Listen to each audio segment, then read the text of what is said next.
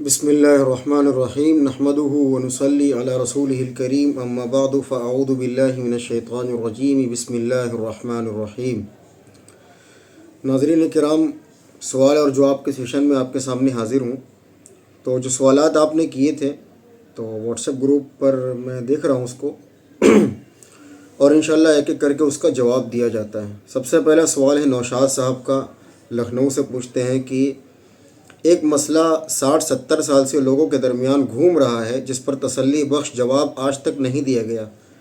وہ مسئلہ ہے نماز میں نیت کا باندھنا، رفع الیدین، وتر کی عیدین میں نماز میں فرق، تکبیروں میں فرق، تراویح میں اختلاف کا ہونا وغیرہ وغیرہ۔ بھائی اس کا تو جواب ہمیشہ سے دیا گیا ہے۔ تو اصل میں جانتے ہیں مسئلہ کیا ہے نوشاد صاحب؟ مسئلہ یہ ہے کہ یہ مسئلہ نہیں ہے۔ مثال کے طور پر رفع الیدین کا کرنا یا نہ کرنا، نماز میں نیت کا اوپر باندھنا یا نیچے باندھنا، یہ مسئلہ نہیں ہے، اس کو مسئلہ بنایا گیا ہے۔ صحابہ اکرام کے دور میں رفع الیدین کرنے والے بھی تھے اور رفع الیدین نہ کرنے والے بھی تھے۔ امام ترمذی حدیث نقل کرتے ہیں حضرت عبداللہ ابن مسعود کی رضی اللہ تعالیٰ عنہ، الا اصلی بکم صلاۃ رسول اللہ صلی اللہ علیہ وسلم فصلی فلم یرفع یدیہ الا فی اول مرہ۔ یہ ترمذی میں حدیث موجود ہے کہ عبداللہ ابن مسعود نے کہا کہ کیا میں تمہیں اللہ کے رسول والی نماز پڑھ کے نہ دکھاؤں؟ چنانچہ انہوں نے نماز پڑھی اور اپنے ہاتھوں کو نہیں اٹھایا سوائے تکبیر تحریمہ کے۔ اس کے بعد امام ترمذی رحمہ اللہ تعالیٰ علیہ اس پر صحابہ کا عمل بھی پیش کرتے ہیں۔ محدثین کا ایک ضابطہ تھا اور ان کا ایک بہت زبردست ایک معاملہ تھا کہ وہ جب حدیث کو نقل کرتے تھے تو اس کے آخر میں صحابہ کرام کا عمل بھی نقل کیا کرتے تھے۔ تو اس کے بعد انہوں نے فرمایا کہ اسی حدیث کو مد نظر رکھتے ہوئے وَبِهِ يَقُولُ غَيْرُ وَاحِدٍ مِّنْ أَهْلِ الْعِلْمِ مِنْ أَصْحَابِ النَّبِيِّ صلی اللہ علیہ وسلم، اور اسی پر عمل کرتے ہیں اصحاب محمد میں سے بہت سارے لوگ۔ اور اسی طریقے سے رفع الیدین کے بارے میں جب رفع الیدین والی جو حدیث لے کر کے آئے تو اس پر انہوں نے نام لکھا عبداللہ ابن عمر، یہ وہ وغیرہ وغیرہ، یہ اس پر عمل کیا کرتے تھے۔ اور اسی طریقے سے جب رفع الیدین نہ کرنے کی بات آئی، چھوڑنے کی بات آئی، تو اس پر بھی صحابہ کا عمل پیش کیا کہ اصحاب محمد میں سے صلی اللہ علیہ وسلم اور اہل علم اصحاب میں سے بہت سارے لوگ تھے جن کا اس حدیث پر عمل تھا اور وہ نماز میں رفع الیدین نہیں کرتے تھے۔ تو پتہ یہ چلا کہ صحابہ کے دور میں رفع الیدین کرنے والے بھی تھے، نہ کرنے والے بھی تھے، لیکن آپ کہیں پر یہ نہیں دیکھیں گے کہ کرنے والوں نے نہ کرنے والوں پر کوئی طعن و تشنیع کی ہو کہ بھائی تم رفع الیدین کیوں نہیں کرتے، یا نہیں کرنے والے کرنے والوں پر یا کرنے والے نہیں کرنے والوں پر کہ تم کیوں نہیں کرتے، یا اسی طریقے سے جو کرتے ہیں جو نہیں کرتے وہ کرنے والوں پر کہ بھائی تم کیوں کرتے ہو رفع الیدین وغیرہ وغیرہ۔ تو صحابہ کے دور میں، محدثین کے دور میں، فقہاء کے دور میں آپ کو یہ چیز نہیں ملے گی، لیکن آج کے دور میں چند لوگ ہیں جن کو پتہ بھی نہیں حدیث کے اصول کیا ہیں، اور اسی طریقے سے جو ہے فقہاء کیا ہوتا ہے، اسی طریقے سے مسلک کیا ہوتا ہے، مذہب کیا ہوتا ہے، جن کو یہ بھی نہیں پتہ، بس وہ کہہ رہے ہیں تم کیوں نہیں کرتے، کرنے والے کہہ رہے ہیں تم کیوں نہیں کرتے، نہ کرنے والے تم کیوں کرتے ہو۔ اصل میں مسئلہ یہ ہے کہ یہ مسئلہ نہیں، اس کو مسئلہ بنایا جا رہا ہے۔ دیکھیں نبی کے دور میں نبی صلی اللہ علیہ وسلم نے الگ الگ طریقے سے نماز پڑھی، بخاری میں بھی ہے، مسلم میں بھی ہے، اور اسی طریقے سے دونوں سجدوں کے درمیان بھی رفع الیدین ثابت ہے، اور بھی بہت ساری جگہ، بلکہ تمام روایات کو جمع کیا جائے تو پوری نماز میں 17 مرتبہ بھی رفع الیدین ثابت ہے، لیکن کوئی کرتا ہے؟ بس سب وہی رکوع سے اٹھتے وقت اور اسی طریقے سے رکوع میں جاتے وقت رفع الیدین کرتے ہیں زیادہ سے زیادہ، باقی کا رفع الیدین کہاں گیا؟ تو اب کوئی بندہ یہ کہے کہ نبی صلی اللہ علیہ وسلم نے تو دونوں سجدوں کے درمیان بھی رفع الیدین کیا ہے، اہل حدیث حضرات یا سعودی والے حضرات کیوں نہیں کرتے؟ تو ہم یہ کہیں گے کہ نبی صلی اللہ علیہ وسلم نے ایک وقت میں کیا ہے لیکن پھر چھوڑ دیا۔ تو اسی طرح ہم یہ کہتے ہیں کہ نبی صلی اللہ علیہ وسلم نے رفع الیدین کیا پھر چھوڑ بھی دیا، نہیں بھی کیا۔ تو اس کی بھی بہت ساری روایات ہیں، لیکن میں اس کی تفصیل میں جانا نہیں چاہتا چونکہ میرا یہ موضوع نہیں کہ رفع الیدین پر بات کریں، نہ کرنے پر بات کریں، تراویح کے مسئلے۔ تراویح ایک مستحب نماز ہے، سنت نماز ہے۔ اب اس پر اگر بحث کی جائے کہ 8 رکعت کی 20، بھائی جو 20 پڑھتا ہے 20 پڑھتا رہے، جو 8 پڑھتا ہے 8 پڑھتا رہے، کیا مسئلہ ہے؟ ہمارے نزدیک تو 20 ہم اس کے دلیل رکھتے ہیں، مصنف ابن ابی شیبہ وغیرہ کے اندر موجود ہے، لیکن اس پر لڑنا جھگڑنا کہ نہیں تم بھی 20 پڑھو لازم ہے، یہ ہے وہ ہے، ہم یہ نہیں کریں گے۔ آپ اگر کسی کے نزدیک 8 رکعت کو وہ ثابت کرتا ہے تو وہ 8 پڑھتا رہے، ہم 8 نہیں ہم 10 20 پڑھیں گے بھی، اور 20 کا حکم بھی کریں گے لوگوں کو، 20 کی ترغیب بھی دیں گے لوگوں کو۔ اور اسی طریقے سے دعا قنوت کا بھی مسئلہ ہے، اسی طریقے سے نماز میں عیدین کے اندر تکبیرات کا مسئلہ ہے۔ تو یہ سارے مسائل ہیں، لیکن یہ مسائل ہیں نہیں اصل میں، بس ایک ہے کسی نے کسی حدیث پر عمل کر لیا، کسی نے کسی حدیث پر عمل کر لیا. اصل میں تو اس کو ایشو بنایا جا رہا ہے. اچھا آپ سعودی میں ہو کر کے آئے ہوئے ہوں گے، یا جو آئے ہیں ان سے پوچھیے آپ کبھی کسی مسجد میں نماز پڑھنے کے لیے جائیے، امام ہوگا حنبلی رفع الیدین والا، لیکن آپ حنفی ہیں اور رفع الیدین نہیں کرتے. آپ کو کبھی امام نہیں کہے کہ بیٹا تم نے نماز میں رفع الیدین کیوں نہیں کیا، چونکہ اس کو پتہ ہے کہ نبی صلی اللہ علیہ وسلم نے کیا بھی ہے اور نہیں بھی کیا ہے. وہ حدیث کے اصول سے، حدیث کے علم سے واقف ہے، جانتا ہے اس کو، تو اس لیے وہ کبھی نہیں ٹوکے گا. لیکن جو نومولود جو اہل حدیث جو بنتے ہیں ہمارے بھائی، وہ زیادہ اس میں نکتہ چینی کرتے ہیں کہ بھائی رفع الیدین نبی صلی اللہ علیہ وسلم نے کیا، تم کیوں نہیں کرتے، تمہاری نماز صحیح نہیں ہے اور تمہارا طریقہ ٹھیک نہیں ہے، تم نبی کا طریقے کے خلاف وغیرہ وغیرہ. یہ ساری باتیں بلا وجہ کی ہیں، ان چکروں میں پڑھنا ہی نہیں چاہیے. باقی اس پر بحث کرنا، یار میں یہ سمجھتا ہوں کہ اسلام کے جو بیسک عقائد ہیں، جو 7 چیزیں ہیں جس پر ایمان لانا فرض ہے، جو 5 فرائض ہیں، ارکان اسلام ہیں، نماز روزہ حج زکوٰۃ، اور اسی طریقے سے جو ہے بنی الاسلام والا خمس، اللہ کو ایک ماننا، نبی صلی اللہ علیہ وسلم کو، محمد صلی اللہ علیہ وسلم کو آخری رسول ماننا، پھر نماز پڑھنا، پھر روزہ رکھنا، پھر حج کرنا، پھر زکوٰۃ دینا. تو یہ جو بیسک عقائد ہیں ختم نبوت کا، اسی طریقے سے صحابہ کرام کی تعظیم و تکریم کا، ان میں انسان کو ایک ہونا چاہیے. اب اس کے بعد مسائل، فروعی مسائل میں اگر کوئی مسئلہ ہے تو اس کو ہم لڑائی نہیں کہتے، اس کو ہم علماء کا، ائمہ کا اختلاف کہتے ہیں. اور یہ اختلاف باعث رحمت ہے، باعث برکت ہے، اس میں جھگڑا لڑائی نہ ہونی چاہیے، نہ ہونا مناسب ہے. لیکن لوگ کر رہے ہیں. اگر کسی نے رفع الیدین کر لیا تو اس کو بھی ایسی نظر سے دیکھتے لگتا ہے اس نے فرعون کی اتباع کی ہے، اور کسی نے نہیں کیا تو کرنے والے سمجھتے ہیں کہ یہ تو نبی کے طریقے پر نماز پڑھ ہی نہیں رہا ہے. آپ کو کس نے کہا کہ نبی کے طریقے پر نماز نہیں پڑھ رہا ہے؟ نماز نبی کے طریقے پر ہی پڑھ رہا ہے. تو اگر اس کا ہی مسئلہ صرف ہے کہ رفع الیدین پر بات کی جائے تو ہم رفع الیدین پر بات کرنے کے لیے تیار ہیں، اس کے دلائل کیا ہیں ہم اس پر بھی بات کرنے کے لیے تیار ہیں. لیکن ہمارا یہ عنوان نہیں ہوتا. ہمارا عنوان تو اس وقت یار امت کے اندر جو بے دینی ہے اس کو ختم کرنا ہے. اچھا کوئی بندہ زندگی بھر نماز نہیں پڑھتا، کبھی اس کے پاس نہیں جائیں گے کہ نماز پڑھو. ایک بندہ تبلیغی جماعت میں چلا گیا، چلے میں چلا گیا، 40 دن میں اگر کے نماز پڑھنے لگا. اب اس کے پاس آ جاتے ہیں بھائی جو تم نماز پڑھ رہے ہو یہ نبی کے طریقے کی نماز نہیں ہے. نبی صلی اللہ علیہ وسلم کا طریقہ یہ تھا کہ آپ کندھوں تک ہاتھ اٹھاتے تھے اور جو سینے پر نیت باندھتے تھے. آج سے پہلے آپ کہاں تھے؟ جب وہ نماز نہیں پڑھتا تھا، وہ چوری کرتا تھا، ڈاکہ ڈالتا تھا، چوک پر بیٹھ کر کے سگریٹ عیاشیاں کرتا تھا، اس وقت میں آپ کہاں تھے؟ اس وقت میں تو تبلیغی جماعتوں نے کہتے تھے بیٹا چل مسجد میں اللہ کی بات سن لے. لیکن جب وہ پڑھنے لگا تو آپ آ رہے ہو کہ نہیں یہاں پر نیت باندھنا چاہیے. تو میرے بھائی نیت یہاں باندھو یا نہ باندھو نیت، نماز تب بھی ہو جائے گی. لیکن ہمارے نزدیک ناف کے نیچے نیت باندھنا سنت ہے، اور یہ حضور صلی اللہ علیہ وسلم کا عمل ہے، اور صحابہ کرام کے بھی عمل ہے. حضرت علی کی روایت موجود ہے ابو داؤد کے اندر، مصنف ابن ابی شیبہ وغیرہ کے اندر، صحیح ابن حبان کے اندر موجود ہے. تو ہمارے پاس ہمارے دلائل موجود ہے الحمدللہ. لیکن اگر کوئی دوسری طرف کی روایت پر عمل کرتا ہے، مثال کے طور پر وہ رفع الیدین کرتا ہے، تو ہم اس کو منع نہیں کریں گے، ہم اس پر تان و تشنیع نہیں کریں گے، ہم اس پر لان تان نہیں کریں گے، ہم اس کو روکیں گے ٹوکیں گے نہیں. لیکن ہم یہ کہتے ہیں کہ اگر آپ رفع الیدین نہیں کرتے ہیں تو آپ نہ کریں، بس بغیر رفع الیدین کی نماز پڑھیں. آپ یہ نہ سمجھیں کہ یہ نبی والی نماز نہیں، یہ بھی نبی والی نماز ہے. تو میرے بھائی دیکھو یہ اختلافات جو بڑے ہیں، یہ اس وقت ہندوستان اور پاکستان میں، یہ ہمارے اہل حدیث حضرات جب سے یہ مطلب نئے نئے لڑکوں کو انہوں نے بنایا ہے تو اس کے بعد سے اختلافات زیادہ پیدا ہو گئے. آج بھی آپ سعودی عرب میں چلے جائیے، غیر عربی تو کرے گا یہ سارے کام، لیکن عربی کبھی یہ سب کام نہیں کرے گا کہ تم نماز میں زور سے آمین کیوں نہیں بولتے، تم نماز میں ناف کے نیچے نیت کیوں باندھتے ہو، اور اسی طریقے سے تم نماز میں رفع الیدین، وہ نہیں کرے گا، وہ نہیں کہے گا. وہ تو کہے گا کہ بھائی تم بھی نبی کا طریقہ اختیار کر رہے ہو، ہم بھی، تم ابھی امام ابو حنیفہ کو فالو کرنے والے ہو، ان کی رائے کے مطابق تم عمل کرتے ہو، احادیث پر جو انہوں نے اسٹڈی کی ہے اس سے تم متفق ہو، امام احمد بن حنبل نے جو اسٹڈی کی اس سے میں متفق ہو، بات ختم ہو جاتی ہے. لیکن انڈیا، پاکستان، بنگلہ دیش میں اس کو اسلام اور کفر کا مسئلہ بنایا گیا ہے. یہ جرم ہے، یہ قابل جرم ہے. یہ چیزیں انسان کو اس سے توبہ کرنی چاہیے اور ایک دوسرے کے ساتھ اتحاد و اتفاق کی. تراویح وغیرہ کے مسئلے پر کیا بحث کی جائے بھائی؟ ختم نبوت کے مسئلے پر آؤ بحث کرتے ہیں، صحابہ کی تعظیم و تکریم کے مسئلے پر آؤ بحث کرتے ہیں، اور اسی طریقے سے اسلام اور کفر پر بحث کرتے ہیں. ہم رفع الیدین پر کیوں بحث کریں جبکہ امت مرتد ہو کے جہنم میں جا رہی ہے، امت جو ہے دین کو چھوڑ رہی ہے، امت کلمہ نماز چھوڑ کے جہنم میں جا رہی ہے. ہم رفع الیدین پر بات کریں. لیکن یہ مسئلہ سلجھایا گیا ہے، ایسا نہیں ہے کہ یہ مسئلہ گھوم رہا ہے، تسلی بخش جواب نہیں ملا. بالکل تسلی بخش جواب ملا ہے. آپ اگر کہیں تو میں بھی تسلی بخش جواب دے دیتا ہوں، لیکن ہمارا یہ موضوع نہیں ہے. ہمارا موضوع ہے امت کی بے دینی کو ختم کرنا، امت کو مسائل سے، یعنی عقائد ان کے صحیح کرنا، ان کو مسائل سے واقفیت ان کی کروانا. یہ ساری چیزیں ہمارا کام ہے. ہمارا کام یہ نہیں کہ ہم امت کو ان جھگڑوں میں پڑھنے دیں. ہم تو اس سے اوائڈ کرتے ہیں، بہت زیادہ اوائڈ کرتے ہیں، جب تک کوئی پوچھتا نہیں ہم اس پر بات ہی نہیں کرتے. لیکن چونکہ ایک بحث چھڑی ہوئی ہے کہ تم اوپر نیت باندھتے ہو تو تم نبی کے طریقے کے خلاف، تم نیچے باندھتے ہو تو تم نبی کے طریقے کے خلاف. سب نے جنت کا ٹھیکہ لے رکھا ہے، دوسروں کو جہنمی بنا رکھا ہے. ان چیزوں میں پڑھنے کی ضرورت نہیں. ہم اپنے اہل حدیث حضرات کو کہیں گے اس بات کو، ہم آپ کو گمراہ نہیں کہتے.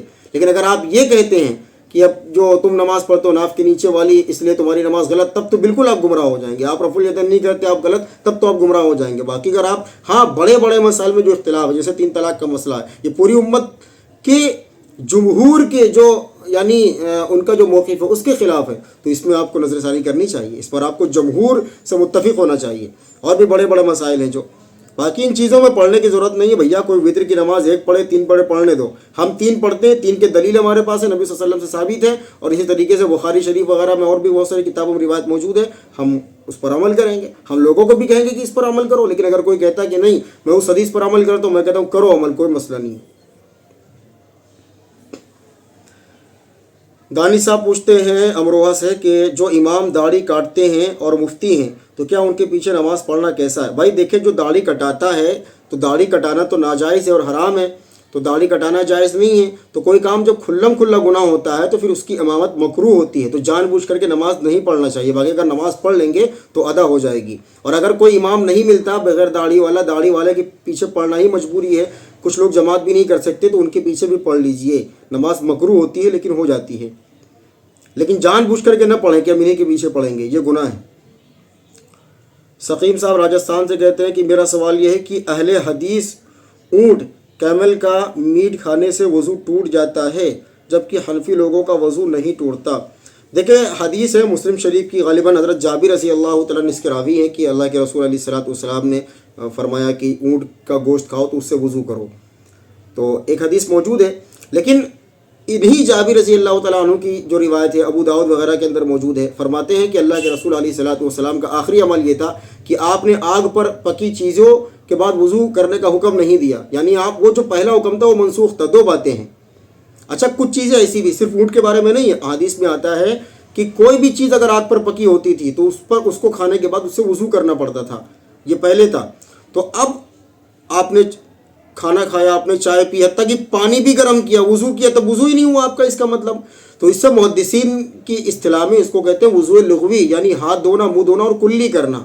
چونکہ یہ جو چیزیں ہوتی ہیں اس میں بو ہوتی ہے، اسمیل ہوتی ہے، چکناہٹ ہوتی ہے، تو اس لیے ہاتھ دھل لینا، کلی کر لینا وغیرہ یہ زیادہ مستحسن ہے. چونکہ شروع زمانے میں لوگ آتے تھے، بدو بھی بہت سارے ہوتے تھے، کھانے پینے کی تمیز نہیں ہوتی تھی، ویسے نماز میں چلے آتے تھے. تو اللہ کے رسول نے یہ حکم ادباً یہ حکم دیا ہے کہ نماز پڑھنے کے لیے جب آؤ تو اس طرح وضو لغوی کر لیا کرو. باقی اگر اس سے وضو حقیقی مراد ہے کہ وضو کرنا، تو حضرت جابر کی جو روایت ہے کہ آگ پر پکی چیزوں کے بعد وضو نہیں ہے، حضور کا آخری عمل تھا، تو اس سے تمام چیزیں منسوخ ہو گئی. اونٹ ہو یا بکرا ہو یا بکری ہو، کچھ بھی کھانے کے بعد بھی وضو واجب نہیں ہوتا. امام ابو حنیفہ، امام شافعی اور امام مالک رحمہ اللہ تعالی علیہ کے نزدیک آگ پر پکی چیز اونٹ ہو یا کوئی ہو، کھانے سے وضو نہیں ٹوٹتا. امام احمد ابن حنبل کے نزدیک وضو ٹوٹ جاتا ہے، لیکن جمہور کا موقف یہ ہے، یعنی جو اکثریت ہے وہ کہتی ہے کہ وضو نہیں ٹوٹتا، تو ہمارا اسی پر عمل ہے.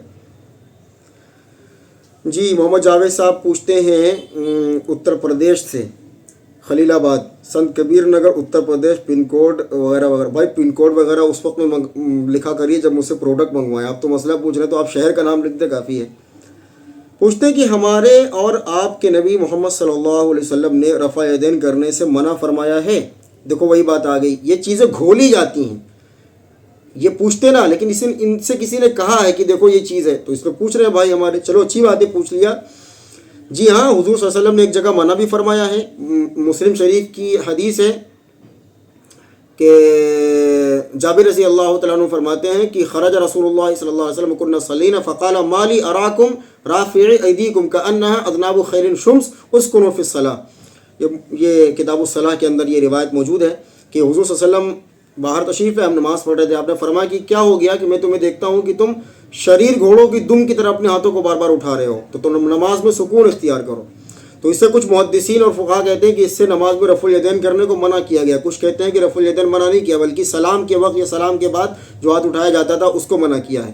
تو بہرحال حدیث میں ایک چیز ہے، اس میں نماز اور نماز کے باہر نہیں لکھا ہے، تو اس لیے کچھ نے اس سے استدلال کیا ہے کہ نماز میں جو رفع الیدین کیا جاتا تھا اس سے حضور نے منع کر دیا، باقی حضور نے رفع الیدین کیا بھی ہے، نہیں بھی کیا، چھوڑا بھی ہے، تو ہمارا اسی پر عمل ہے جو حضور نے چھوڑ دیا تھا۔ اور حضرت عبداللہ ابن مسعود کی جو روایت ہے کہ آپ نے رفع الیدین نہیں فرمایا تو ہم نہیں کرتے ہیں۔ میں پھر یہی کہوں گا ان جھگڑوں میں نہ پڑیں، جو کرتے ہیں کرنے دیں، آپ نہ کریں، آپ نماز پڑھیں تمیز سے سیدھی۔ سوال ہے دوسرا کہ کیا ہمارے آپ کے نبی صلی اللہ علیہ وسلم نے رفع الیدین کرنے سے، یہ تو ہو گیا، اگر ہم کسی انجان لوگ سے ملے اور ہم کو پتہ نہیں ہے کہ یہ مسلم ہے تو ٹھیک ہے، اور اگر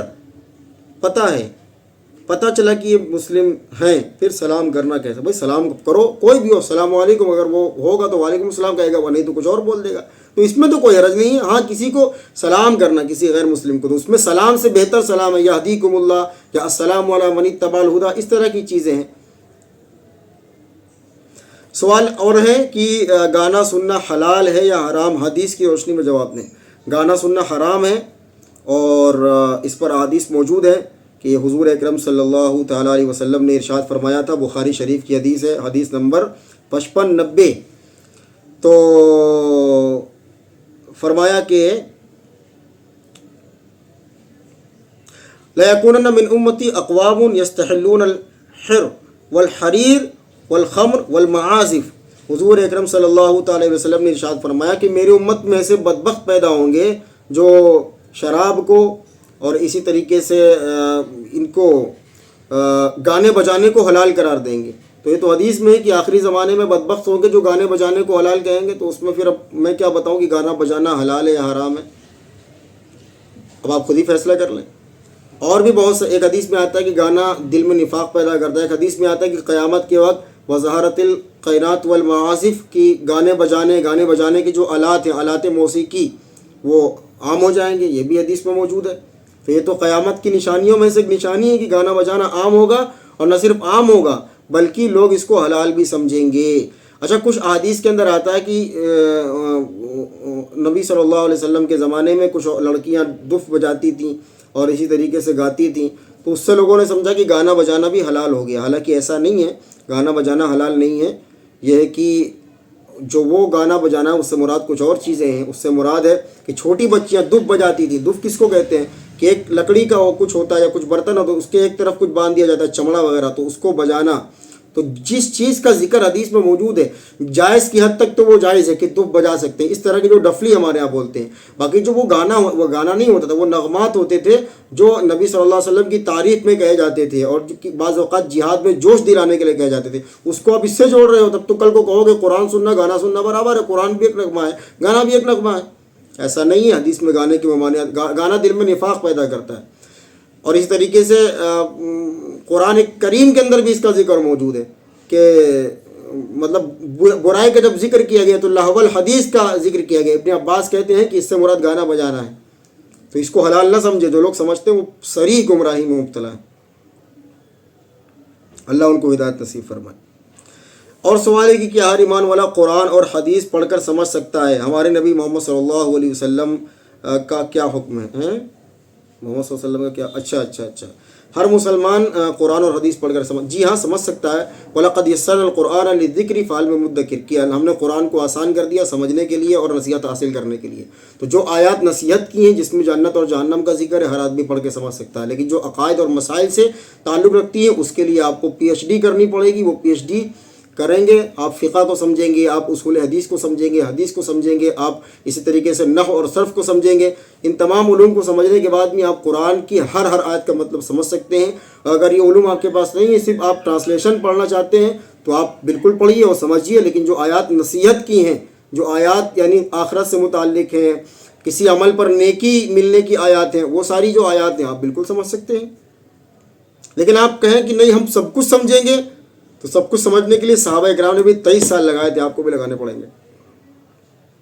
اتراکھنڈ سے عمران صاحب کہتے ہیں اگر کسی کی پیٹھ پیچھے ہم اس پر تہمت لگا دیں مذاق میں، اور کیا ہمارا ایمان چلا جاتا ہے اور اس انسان کو ہم جانتے بھی نہ ہوں اور اس سے معافی بھی نہ مانگ سکتے ہوں، تب کیا کیا جائے؟ ایسے میں ہمیں دوبارہ کلمہ پڑھنا پڑے گا۔ دیکھیں، تہمت لگانا کسی پر بہت بڑا گناہ ہے، بہتان لگانا بہت بڑا گناہ ہے، شریعت میں بھی اس کی سزا ہے اور قرآن میں اس کی مناہی ہے۔ تو اس لیے سب سے پہلے تو اس سے توبہ کریں، اگر وہ ہو تو اس سے معافی بھی مانگ لیں، نہ ہو تو اللہ سے استغفار کرتے رہیں، تو امید ہے کہ اللہ رب العزت اس کے دل میں بھی رحم ڈالے گا اور حشر کے میدان میں آپ کی معافی کا ذریعہ بن جائے گا۔ محمد رضوان صاحب ڈومریا گنج سے کہتے ہیں، سعودی عرب میں رہتے ہیں، کہ میرا سوال یہ ہے کہ اگر احتلام ہو جائے اور وہ کپڑے میں سوکھ جائے اور 3 بار نچوڑ کر دھلنے کے بعد بھی سفید داغ دھبا رہ جائے اور بنا دیکھے پہن لیں تو اس سے نماز ہو جائے گی؟ بھائی دیکھیں، کوئی بھی کپڑا اگر ناپاک ہو جائے تو اس کو ایک مرتبہ دھلے نچوڑیں، دوبارہ دھلے نچوڑیں، تیبارہ دھلے نچوڑیں، اب پاک ہو گیا۔ اب کلر ہے، ہارڈنیس ہے، اس کو آپ چھوڑ دیجیے، اب وہ پاک ہے تو پھر پاک ہے، لیکن دھلا ہو 3 مرتبہ اچھی طرح، نچوڑا بھی ہو۔ اچھا بھائی، اگر فجر ظہر اثر چھوٹ جائے تو اس پہ کیا ہے؟ گناہ ہے؟ حدیث میں ہے کہ من ترک الصلاۃ متعمدا فقد کفر، جس نے ایک وقت کی نماز جان بوجھ کر کے چھوڑ دی اس نے کفر کیا۔ تو اگر جان بوجھ کر کے چھوڑ دینا یہ تو بہت بڑا گناہ ہے، اس کی توبہ بھی کریں اور قضا بھی پڑھیں۔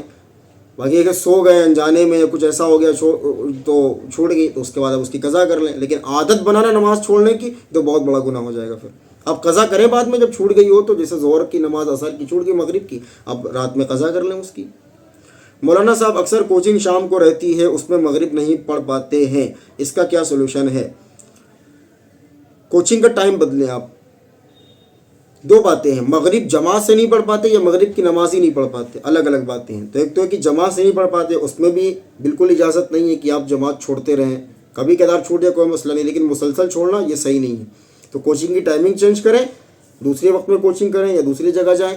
نہیں ہو سکتا تو جب تک آپ کوچنگ کریں اور اس کے بعد نماز جماعت ختم ہو جائے بعد میں آپ نماز پڑھ سکتے ہیں، عشاء کا وقت داخل ہونے سے پہلے۔ معراج خان صاحب سندھولی سیتاپور سے کہتے ہیں کہ حضرت میں کیک کا کام کرتا ہوں، میں برتھ ڈے کیک بناتا ہوں حضرت، کئی بار رم کیک جس کے اندر شراب ڈالی جاتی ہے آرڈر آ جاتے ہیں، تو کیا میں کیک گلوز دستانے پہن کر بنا سکتا ہوں یا پھر شراب چھونا بھی حرام ہے جبکہ یہ میری جاب ہے؟ بھائی معراج بھائی، میرے ہم نام ہیں آپ پہلے اپنے دل سے فتویٰ لیجئے کہ یہ جائز ہے یا ناجائز ہے۔ آپ دل سے فتویٰ لے لیجئے، اس کے بعد میں بتاؤں گا۔ جہاں تک میری رائے پوچھتے ہوں تو قطعاً حرام ہے۔ اللہ کے رسول علیہ الصلاۃ والسلام نے صرف شراب پینے کو حرام نہیں کہا، بلکہ حضور اکرم صلی اللہ علیہ وسلم نے ارشاد فرمایا۔ انس بن مالک فرماتے ہیں، یہ جامع ترمذی کی حدیث نمبر 1295، حدیث میں کہ شراب کی وجہ سے 10 آدمیوں پر لعنت بھیجی، اس کے نچوڑنے والے پر، اس کو پینے والے پر، اس کو لے جانے والے پر اور اس کو منگوانے والے پر، اور جس کے لیے لی جائے اس پر، اور اس کو پلانے والے پر، اور اس کے بیچنے والے پر، اور اس کی قیمت کھانے والے پر، اور اس کو خریدنے والے پر، اور جس کے لیے خریدی گئی ہو اس پر، ان تمام پر اللہ کے رسول علیہ الصلوۃ والسلام نے لعنت فرمائی ہے۔ تو اس حدیث کی روشنی میں اور آپ کے دل کے فتوے کی روشنی میں اگر یہ جائز ہے تو آپ بتائیں کس طرح جائز ہے؟ اگر ناجائز ہے تو فوراً چھوڑ دیں، توبہ بھی کریں اور جتنا نفع اس سے کمایا ہے اس کو صدقہ بھی کر دیں، بغیر ثواب کی نیت کے کریے گا۔ صدقہ کا مراد یہ ہے کہ وہ پیسے نکال کر کے کسی کو دے دیں۔ ایک اور سوال ہے، اچھا بھائی، ایک اور سوال ہے کہ اگر کوئی لڑکی پردہ نہیں کرتی تھی لیکن اہل حدیث ٹیچر سے پڑھ کر وہ پردہ کرنے لگی، لیکن اہل حدیث سے پڑھ کر اور بھی بہت کچھ سیکھ جاتی ہے جیسا وہ لوگ سکھا رہے ہیں، تو کیا ان کو اہل حدیث کے ساتھ ہی آگے بڑھتے رہنا چاہیے یا نہیں؟ دیکھیں، میں پھر وہی بات، یہ تیسرا سوال ہے اس ٹاپک پر، دیوبندی، بریلوی، اہل حدیث۔ دیکھو یہ تینوں، ایک تو شرک کی ملاوٹ عقیدے میں نہ ہو، مزاروں کو سجدہ نہ کرتا ہو، غیر اللہ سے نہ مانگتا ہو، نبی صلی اللہ علیہ وسلم کو حاضر ناظر نہ سمجھتا ہو اللہ کی طرح، یہ الگ بات ہے۔ ایک ہے کچھ معاملات میں اختلاف، جیسے اہل حدیث کی نماز کا طریقہ ہم سے مختلف ہے۔ میں نے 2-3 چیزیں بتائیں جو بڑی اس پر کمپرومائز نہیں ہو سکتی، لیکن جو یہ نماز ہے، آمین زور سے بولنا، نیت باندھنے کا مسئلہ، رفع الیدین کا مسئلہ، اس میں کمپرومائز ہو سکتی ہے اور ہونی چاہیے، لیکن کچھ چیزیں جیسے 3 طلاق کا مسئلہ، اس پر کمپرومائز نہیں ہو سکتی۔ جو چیز ہے وہ بدل نہیں سکتی اہل حدیث کے کہنے سے۔ تو اگر کوئی، دیکھو کسی سے دین سیکھنا منع نہیں ہے، لیکن ان کو بھی چاہیے کہ وہ اس پر فورس نہ کریں کہ تم نماز اس طرح پڑھو وغیرہ وغیرہ، باقی سیکھتی ہے تو سیکھتی رہے، اس میں کوئی حرج کی بات نہیں ہے۔ بہتر یہ کہ آپ جس گھر میں رہتے ہیں، جس خاندان پریوار میں رہتے ہیں، ان کے مطابق آپ عمل کریں، ورنہ 10 لوگ نماز اس طرح پڑھیں گے، آپ نماز ایک طرح پڑھیں گے تو پھر لوگ کنفیوژن کا شکار ہو جائیں گے کہ مسئلہ کیا ہے، تم الگ کیوں ہو، تم کہیں اور سے آئی ہو کیا؟ تو اس لیے اس معاملے میں تھوڑا نرمی اختیار کریں وہ بھی، اور باقی سیکھتے رہیں، کوئی حرج کی بات نہیں ہے، قرآن اور حدیث ہی سکھائیں گے، بس فتنہ نہ پھیلائیں، کافی ہے۔ سیم سوال میرا بھی، اور کچھ لوگ امامت بھی کرتے ہیں تو کیا ان کے پیچھے نماز ہو جائے گی؟ وہ میں نے پہلے بتا دیا، وہی مسئلہ یہاں پر بھی آئے گا۔ اچھا بھائی، السلام علیکم حضرت، مائی نیم از محمد Arbaaz from district Hapur, Uttar Pradesh. My question is, بھائی یہ جو آپ نے سوال کیا ہے، ایک صاحب نے کہا تھا کہ اس کو ہندی میں لکھا کریں، بالکل صحیح بات ہے کہ اردو ہماری جو مادری زبان ہے اور ہماری قومی زبان بھی ہے اور ہماری شہری زبان بھی ہے، تو اگر آپ امریکہ میں رہتے ہیں تو آپ انگلش میں کوشچن بھیج دیا کریں تو میں انشاءاللہ اس کا جواب دے دوں گا، لیکن بہتر یہ ہے کہ عام زبان میں سوال کیے جائیں تاکہ لوگوں کو بھی سمجھ میں آ جائے۔ کوئی بات نہیں، میں اس کا ترجمہ کر کے آپ کو بتا دیتا ہوں۔ بھائی یہ ارباز بھائی ہمارے پوچھتے ہیں کہ اس دور میں مدرسے کی تعداد بہت زیادہ ہے، پہلے سے زیادہ ہے، اور اسلامک اسکالرس علماء اکرام پہلے سے زیادہ ہیں، اور اسی طریقے سے تبلیغی جماعت وغیرہ کا کام بھی اس زمانے میں ہوتا ہے جو پہلے نہیں ہوتا تھا۔ اس کے باوجود آج آپ دیکھتے ہیں کہ بے دینی زیادہ ہے، اسلام پر لوگ کم چل رہے ہیں، تو ایسا کیوں ہے؟ مطلب پہلے اتنے مدرسے بھی نہیں تھے، پہلے تبلیغی جماعت بھی نہیں تھی، پہلے اسکالرس بھی اتنے نہیں ہوا کرتے تھے، تو اس وقت میں دینداری تھی۔ آج سب کچھ زیادہ ہے، اس کے باوجود بے دینی کیوں ہے؟ تو سب سے پہلے تو ارباز بھائی آپ کی ایک غلط فہمی ہم دور کیے دیتے ہیں۔ دیکھیں آپ آج کا زمانہ دیکھ رہے ہیں، پہلے کا زمانہ آپ نے دیکھا ہے؟ آپ نے نہیں دیکھا تو آپ کو نہیں معلوم کہ پہلے کیا تھا آج کیا ہے۔ علماء پہلے بھی ہوا کرتے تھے، علماء پہلے بھی، میرے اساتذہ کی تعداد اگر میں بہت گن جاؤں تو 30 ہوگی، محض گن جاؤں تو 30 ہوگی۔ میں اپنے اسکول کی بھی، کالج کی بھی، مدرسے کی بھی، عالمت کے، مفتی کے، سارے اگر اساتذہ گن جاؤں تو 30 ہوں گے، بمشکل 30 ہوں گے۔ چلو میں کہتا ہوں 50 مان لیتا ہوں۔ امام ابو حنیفہ رحمۃ اللہ علیہ کے اساتذہ کی تعداد 40,000 50,000 تھی۔ اس زمانے کے جو فقہا تھے، جو بزرگ تھے، ان کے اساتذہ جو استاد ہوتے تھے وہ ہزاروں میں ہوتے تھے۔ تو ہم یہ کیسے کہتے ہیں کہ آج علماء کم ہیں، آج زیادہ ہیں، کل کم تھے؟ ہر زمانے میں علماء اکرام تھے۔ مسئلہ یہ ہے کہ آپ آج کا دور دیکھ رہے ہیں، پہلے کا دور آپ نے دیکھا نہیں ہے۔ اچھا جو کتابوں میں آتا ہے یہ ساری چیزیں نہیں آتی، چند چیزیں آ جاتی ہیں کہ اس دور میں یہ چیز ہوا کرتی تھی، لیکن 24 آورس کی کارگزاریاں وہ کتابوں میں نہیں لکھی جاتی۔ تو ہر زمانے میں دینداری بھی رہی ہے، بے دینی بھی رہی ہے۔ اچھا کچھ چیزیں ہیں جو ہم دیکھتے ہیں واقعی میں زیادہ ہے، مدرسے زیادہ ہیں لیکن بے دینی زیادہ ہے، تو اس کی وجہ تو بھائی دیکھو یہ ہے کہ ایک تو ہمارے معاشرے میں حضور اکرم صلی اللہ علیہ وسلم نے ارشاد فرمایا تھا کہ انسان کے اوپر ایک وقت ایسا بھی آئے گا کہ وہ اس بات کی بھی فکر نہیں کرے گا کہ وہ جو لقمہ کھا رہا ہے وہ حرام میں یا حلال ہے۔ تو سب سے پہلی بات تو ہم لوگ نماز بھی پڑھتے ہیں لیکن حرام بھی کہیں نہیں کی جا رہا ہے، تو بے دینی ہی ہے، دینداری نہیں ہے۔ دلوں کے اندر سے ایمانی غیرت ختم ہو گئی ہے، ایمانی حلاوت ختم ہو گئی، ایمان کا اثر ختم ہو گیا۔ لوگ نماز بھی پڑھ رہے ہیں، اندر سے شرک بھی کر رہے ہیں۔ یہ شرک ہی تو ہے اور کیا ہے؟ میں نے پرسوں حدیث لکھی تھی کہ حضور نے فرمایا کہ شرک اصغر کا خطرہ تم پر زیادہ ہے۔ فرمایا کیا ہے؟ فرمایا تم نیک عمل کرو گے لوگوں کے دکھاوے کے لیے کرو گے، تو شرک نہیں تو اور کیا ہے؟ تو حرام کھانے کی وجہ سے، اور اسی طریقے سے نماز میں دل نہ لگنا، بہت ساری چیزیں ہیں۔ تو ایسا نہیں کہ دینداری نہیں آج کے دور میں، پہلے زیادہ تھی۔ آپ کے بچپن میں مسجدوں میں اتنے نمازی نہیں ہوتے تھے، آج الحمدللہ مسجدیں بھری ہوئی ہوتی ہیں تقریباً خاص طور سے جہاں جماعت وغیرہ کا کام ہوتا ہے، اور بھی بہت ساری چیزیں ہیں۔ ٹوپی والے آج آپ کو آج سے پہلے زیادہ نہیں دیکھتے ہوں گے، آج الحمدللہ ٹوپی والوں کی تعداد زیادہ ہے۔ داڑھی والے پہلے صرف مولوی ہوا کرتے تھے، آج الحمدللہ عوام میں کثرت سے داڑھی والے موجود ہیں۔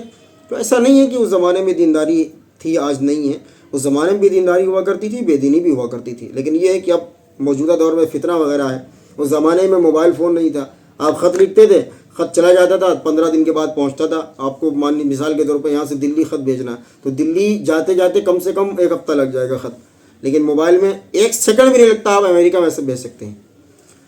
اب اسی کے ذریعے سے کتنی فحاشی عام ہے، کتنی بے حیائی، بے غیرتی، گناہ عام ہے۔ آپ پہلے زمانے میں تنہائی میں لوگ اللہ کو ڈھونڈ لیا کرتے تھے کہ تنہا ہے تو مصلی بچھا کے اللہ کے سامنے روئیں، ذکر کریں۔ آج کے دور میں تنہائی ہے تو موبائل پر فوش فلمیں دیکھتے ہیں، گندی چیزیں کرتے ہیں۔ تو ان چیزوں کا بھی بڑا دخل ہے۔ بہرحال اللہ سے یہ دعا کرنا چاہیے کہ اللہ پاک ہمیں حق کے ساتھ سلامت رکھے اور ایمان پر زندگی، اسلام پر زندگی اور ایمان پر خاتمہ نصیب فرمائے۔ بس یہ باتیں ہیں، باقی بے دینی بھی ہر دور میں رہی ہے، دینداری بھی ہر دور میں رہی ہے۔ آج بے دینی بھی ہے، دینداری بھی ہے، ہر زمانے میں یہ چیزیں رہی ہیں۔ اللہ تعالیٰ ہم کو کہنے سے، سننے سے عمل کی توفیق نصیب فرمائے۔ آمین وآخر دعوانا